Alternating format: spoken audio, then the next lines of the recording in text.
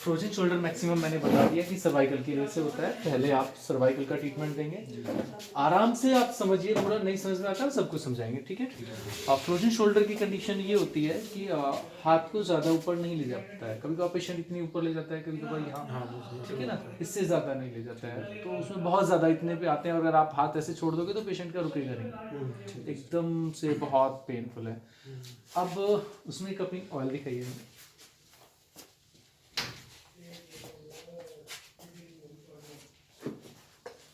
बताने के लिए बहुत कुछ है, ठीक है, और बाकी बहुत आपके क्वेश्चन आएंगे जो प्रॉब्लम करेंगे और फिर उसका फिर दोबारा करा देंगे, ठीक है। लेकिन हाँ, ये मैं आपसे विश्वास दिलाता हूँ कि आपको परमानेंट ही प्रैक्टिस में उतार देंगे, कोई प्रॉब्लम नहीं आएगी, ठीक है। ऑयल के लिए मैंने बता दिया, ऑयल का से ज़रूर यूज़ करें आप इसमें। स्किन में भी प्रॉब्लम नहीं आती है, जो मसल्स कभी कभार पेन करती है तो इस ऑयल से, तिल का हो, सरसों में थोड़ा स्मेल आती है तो तिल का ज़्यादा यूज़ करें आप, ठीक है ना।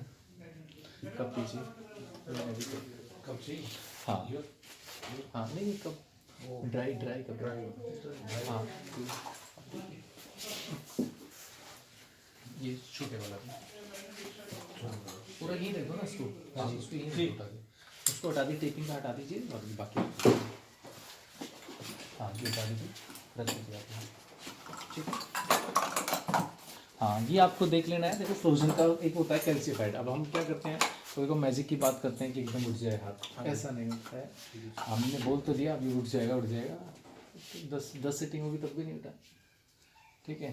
तो पहले ये देखना है। हाँ, कैल्सीफाइड में ये होता है कि ये स्कैपुला जो है, ये इसके साथ फिक्स रहता है, ठीक है सर, ठीक है। नीचे जाएंगे तो फिक्स रहता है, खूब कोशिश करेंगे नहीं है तो यहाँ से भी पेन आएगा, ये सारा पेन आता है, ये एकदम फिक्स हो जाता है इसमें, ठीक है सर, ठीक है। यहाँ ये फिक्स हो जाता है स्कैपुला में, तो कैल्सीफाइड से ये बिल्कुल हार्डनेस, इसमें बहुत ज़्यादा हार्डनेस आती है, इसमें भी हार्डनेस बहुत ज़्यादा आती है, ठीक है। ये इसके साथ ही उठता है जी, तो आप समझ लेना कि कैल्सीफाइड हो रहा है, ठीक है, ठीक है।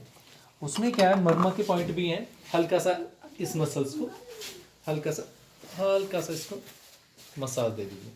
हाँ, ये हल्का सा मसाज इसको दे दिया, थोड़ा सा ऐसे कर दिया, इसको फ्री कर दिया मसल्स को, ठीक है। कोशिश करेंगे सब फ्री करने की, ठीक है, इस मसल्स को।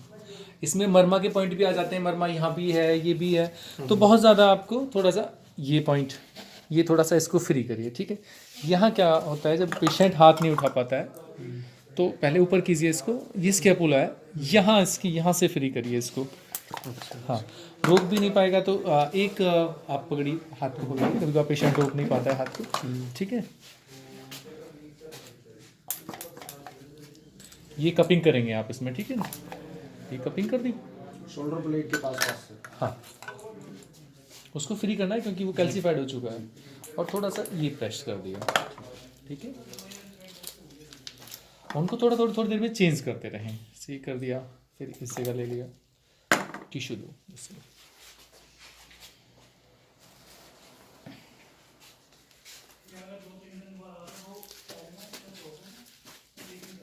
यहाँ रेड काफ़ी आएंगे, पेशेंट को बता देना कि डरने की बात नहीं है, 6 से 7 दिन में सारा साफ हो जाना है, ज़्यादा 10 दिन लगेंगे, पता भी नहीं चलेगा, ठीक है। उसके बाद ये, अच्छा, ज्वाइंट पे कोशिश करें, जो ज्वाइंट है इसके चारों तरफ जरूर करें क्योंकि ये जुड़ चुका होता है। अच्छा, कैल्सीफाइड में क्या होता है कि ये मैक्सिमम फ्रोजन शोल्डर शुगर वालों को भी होता है, ज़्यादातर शुगर में देखा गया है, शुगर वाले में बॉन की जो है ना, हल्की डिजनरेशन शुरू हो जाता है, बॉन वीक हो जाती है, फैलाव लेती है। कोई चीज़ अगर मजबूत है तो वो सीधी खड़ी रहेगी, अगर वो कमज़ोर चीज़ बनती है तो वो फैलने लगती है, नीचे की तरफ झुकने लगती है। ऐसा क्यों होता है कि जब यंग एज में देखते हैं 20-25 साल का बच्चा 6 फीट होता है, और जैसे उसकी एज 80 आ जाती है तो उसकी हाइट कम हो जाती है, होती है नहीं, तो वो बॉन उसकी वीक हो जाती है। तो कैल्सीफाइड में क्या होता है कि बॉन फैलाव लेती है, फैलाव लेके आपस में टच हो जाती है, जो कार्टिलेज है वो दोनों तरफ से बॉन फैलाव लेती है, तो कार्टिलेज बिल्कुल कार्टिलेज को वहीं स्टॉप कर देती है, घूमने ही नहीं देती है इसको, ठीक है। तो ये सारी कपिंग करके नीचे ले जाओ हाथ को धीरे धीरे, ठीक है। ये आपने देख लिया है, एक फ्रंट पे लग गया, ठीक है। ये मैंने बताई दिया, ज्वाइंट है, यहाँ से फ्रोजन हो जाता है। ठीक है, ये इसको फ्री करिए, इसके जॉइंट को। जैसे हेल्दी हैं तो इतना कपिंग कर सकते हैं। कोशिश करो कि एज के अकॉर्डिंग आपका हाथ चलना चाहिए। अगर ओल्ड एज का पेशेंट है तो उसको बहुत हल्का सा दीजिए। वो आपने कुछ बताया था ना, आधा पंपिंग ऐसा कुछ। हाँ, वो आपके ऊपर डिपेंड करता है कि आपका गन किस हिसाब से चल रही है। ठीक है वो भी तो डिपेंड करता है। अब मैंने कह दिया कि आपको मान के चलिए, मैंने कहा आपको एक करना है, एक में ही पूरा हो गया। अब दो भी पूरा नहीं हुआ। कुछ कहते हैं कि आपको 2.5 लेके चलना चाहिए। अब अगर मैंने एक पूरा कर दिया और एक और कर दिया, 2 में ही आपका रुक गया, 2.5 कैसे होगा? तो वो आपको ध्यान रखना है कि कहाँ कितनी वैक्यूम क्रिएट करनी है। तो सर इसमें जैसे कि बोन भी चटकती है हाथ की। हाँ मीन्स, बोन है, जैसे मैंने एक पेशेंट के किया था। हाँ चक चक की आवाज। तो हाथ में हड्डियों की आवाज़ आती है। नहीं, उससे नहीं आती है कभी भी। ऐसे कैसे आ जाएगी? उससे करने से कभी नहीं होगी। वो अलग है, वो चटक रहा है। हाँ, फ्रोजन शोल्डर है, वो अपने से ही होगा पहले उसके, लेकिन आपके ट्रीटमेंट से नहीं आ रहा है। ठीक है, यहाँ रेड स्पॉट्स हो जाते हैं। ये आपने कवर कर लिया कपिंग से। ठीक है, अब इसको क्या करें आप, एक पेशेंट के द्वारा पकड़िए, आप हाथ पकड़िए, हल्का सा इसको फ्री करें इस मसल्स को। ठीक है, और ये एक्सरसाइज इसमें बहुत हेल्प करेगी आपकी। ये पेशेंट ज़्यादा नहीं उठा पाता है तो धीरे धीरे जितना उठा सकते हैं आप ये एक्सरसाइज से कंटिन्यू कराएं। जैसे ज़्यादा उठाने लगे तो और ऊपर ले जाइए। ठीक है, दिक्कत है शोल्डर में ले जाती है। ठीक है, ये रहा। कड़कड़ बोल रहा है। हाँ, प्रॉब्लम असल ठीक है ना, में इतनी वर्कआउट करते हैं ना, इसी वजह से। उसी वजह से नहीं होता है। ठीक है ना, तो ये आप ध्यान रखें। ऐसे धीरे धीरे एक्सरसाइज। उसके बाद ऐसे हाथ को पकड़ें, ये स्कैपुला, ये हमें घुमाना है जॉइंट को, देखो ऐसे। ठीक है, यहाँ से फ्री करना है। जब तक फ्री नहीं होगा तब तक ये जो फ्रोजन शोल्डर है फ्री नहीं होगा, ठीक नहीं होगा। तो ये धीरे धीरे ऐसे करके घुमाते रहें, धीरे धीरे ऐसे घुमाते रहें। ठीक, ये एक्सरसाइज मैं बता रहा हूँ, साथ के साथ इसकी एक्सरसाइज जी करें। तो इसमें क्या दिक्कत आ रही है? हड्डी बोल दे कड़कड़। जी। मैंने क्या कहा आपसे कि हड्डी ऐसे नहीं बोलनी चाहिए, नॉर्मल की तो किसी नहीं बोलनी चाहिए। अभी मैं थोड़ी देर पहले आपको बताया था मैंने कि जिनकी ब्लॉकेज 40 होती है उनको तो पेन होता ही पेन नहीं। होता है। कंप्रेशन तो इनका है सर्वाइकल में भी।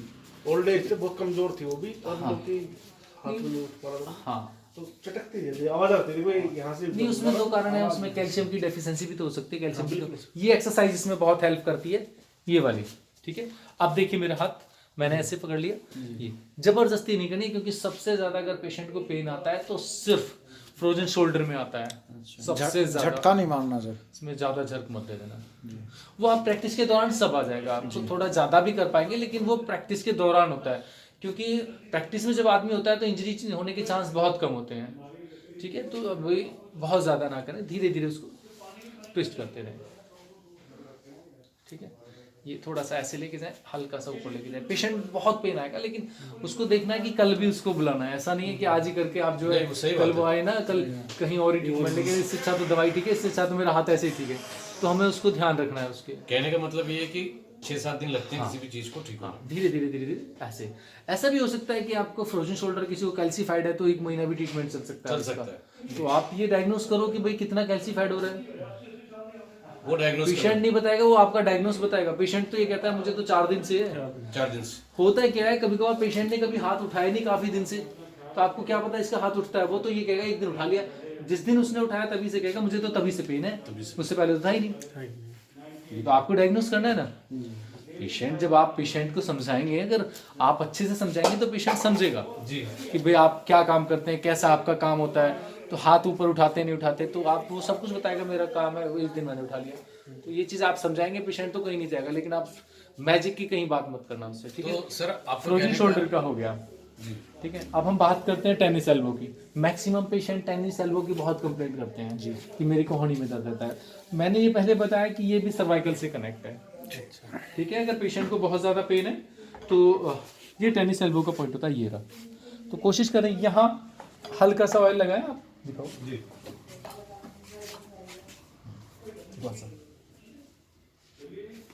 ऑयल का यूज़ आप मैक्सिमम करें, कोई प्रॉब्लम नहीं है आपको।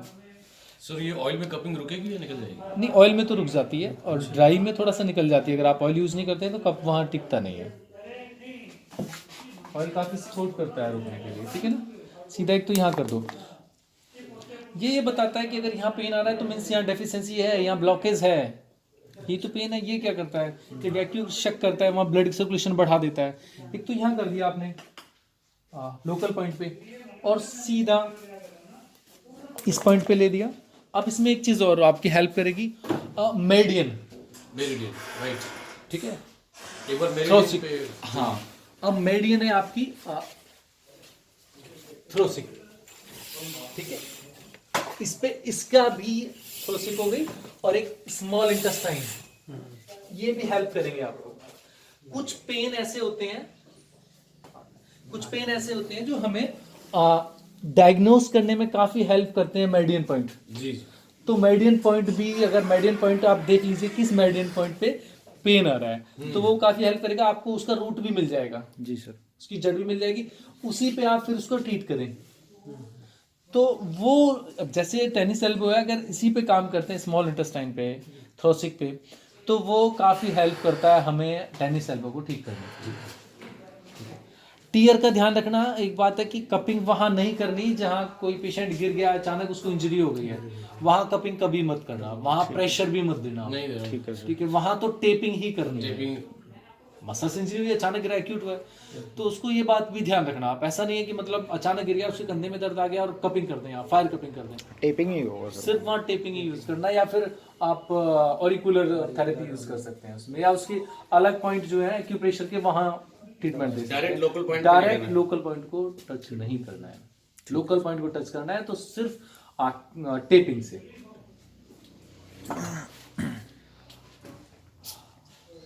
ऐसे हम इसकी बात करें फिंगर की, इनमें कोई भी पेन आता है सारी सर्वाइकल से ही कनेक्ट हैं।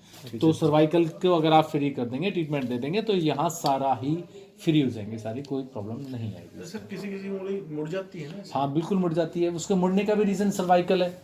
वहाँ हाँ काफ़ी समय से प्रॉब्लम है उसको, धीरे धीरे सर्वाइकल का ट्रीटमेंट देंगे, अपने आप ही धीरे धीरे वो करने लगेगा, उंगली चलाने लगे अपने आप ही।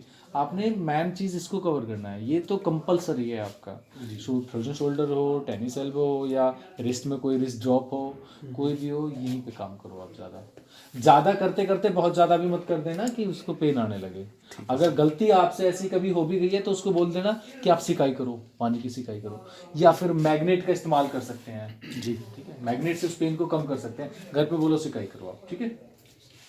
ठीक है, तो टेनिस एल्बो को यही था। हाँ टेनिस एल्बो का ये, टेनिस एल्बो का आप सर्वाइकल को ट्रीटमेंट देंगे, और उस लोकल पॉइंट पे अगर वहाँ कोई टीयर नहीं है तो ठीक है, फिर तो आप कपिंग लगाएंगे लोकल पॉइंट पे। अगर टीयर हो गया तो वहाँ नहीं करेंगे, सिर्फ आप सर्वाइकल पे काम करेंगे, ठीक है। सर जी हाथ में जैसे कोई बोलते काने डिग गया है कुछ सिस्टम, हाँ उसका भी सर्वाइकल से ही है कनेक्ट है। मैंने बता तो दिया आपको सारा, आप निश्चिंत हो जाइए। पेशेंट ये कहता है मेरे हाथ में दर्द है, कहीं भी है, आप सर्वाइकल को पकड़ लो। ये हल्का हो गया है, भारी हो गया। कोई नहीं होगी, वो मालूम है मुझे प्रॉब्लम है आपको शोल्डर में, कर तो अभी देंगे, आपका रिलीज होगा, लेकिन फिर टाइमिंग का कम पड़ेगा, ठीक है ना। काफी वो टाइम इसमें कुछ मत करो, इसको कैसा है ना, नहीं ये भारी इसमें देना जरूरी है ट्रीटमेंट, ये एक्चुअली प्रॉब्लम है इसमें, ठीक है। आएगा रिजल्ट एकदम मैजिक होगा, लेकिन प्रैक्टिस करते करते आराम से कर सकते हैं। इसको आप डायग्नोस किए तो पता चला है ना सर कि इसमें पेन है या दर्द है। नहीं अब जैसे इनको खुद पता नहीं है, लेकिन इस पे धीरे धीरे कंप्रेशन आ गया, मतलब पेन फ्यूचर में जो हो सकता है। ये बहुत जबरदस्त ट्रीटमेंट है। हाथों के बल खड़े होते हैं ना, जब बहुत सारी वो उल्टे सीधे काम है ना हमारे, वो मैंने बताया तो है आपको, मत करिए अब आप। बंद कर देंगे, थोड़ी सी यहाँ पे लगा देंगे, ठीक है। अब पूरी बॉडी इस पे खड़ी करेंगे तो भैया कहीं ना कहीं तो आएगा। तो और कुछ पूछना है तो अगर कोई ऐसा है जो प्रैक्टिस में है, कोई ऐसे क्वेश्चन है आप कर लीजिए फटाफट, हम कोशिश करेंगे नहीं answer सर, देने की। फ्रोजन शोल्डर के पॉइंट ऑफ व्यू से आपने काफी हद तक कवर किया है, हाथों के भी बता दिए हैं। आपको क्या लगता है कि आप ट्रीटमेंट देने लायक हैं इस टाइम पे? फ्रोजन शोल्डर का दे सकते हैं, सर्वाइकल का दे सकते हैं ट्रीटमेंट? जी सर, जी अभ्यास कर सकते कोई हैं, परेशानी आएगी? जी सर। एक आम आदमी की क्या भाषा में ऐसा समझा। मेरी बात समझ में तो आ रही है सब? हाँ जी, हाँ वही जी, कह रहा हूँ। हाँ जी। कोई मैंने उड़ने वाली बात नहीं करी, नहीं, नहीं। सिर्फ मैंने रियलिटी पे जो मैं खुद करता हूँ उस पे बात की है मैंने। सर एक बार वो बताओ जो आप बताओ, चेक करना है यहाँ से, डायग्नोस करना है तो। हाँ सर डायग्नोस एक बार बता दीजिए। डायग्नोस के लिए स्कैपुला ये साथ साथ ही उठता है इसके, जैसे इनका है स्कैपुला साथ नहीं उठा है, लेकिन वो ये साथ ही उठता है। इसके साथ यहाँ स्टफनेस बहुत ज्यादा इनके सॉफ्ट है, यहाँ स्टफ बहुत ज्यादा स्टफ होता है, तो उसमें मैजिक की बात मत करो। फ्रोजन शोल्डर का एक दिन में भी ठीक होता है, एक्यूपंक्चर के कुछ कर देते हैं एक दिन में ठीक होता है, 5 मिनट में हम ठीक भी करते हैं। लेकिन हमारे ऐसे भी केस है जिसमें हमें 1-1, 2-2 महीना भी लग जाता है। कुछ एक्सरसाइज भी करानी होती है, पेशेंट बहुत चिल्लाता है, प्रॉब्लम बहुत पुरानी है उसकी, तो वो आप सब डायग्नोस कर लो धीरे धीरे प्रैक्टिस में आके। मैं कह रहा हूँ फुल टाइम दो, आप पार्ट टाइम की बात मत करो, पार्ट टाइम से आप बड़ा मुश्किल होगा आपको। डेडिकेटेड होना पड़ेगा बहुत ज़्यादा। बहुत ज़्यादा। ठीक है, क्लियर हो गया आपका? Sir thank you very much, बहुत अच्छा समझ में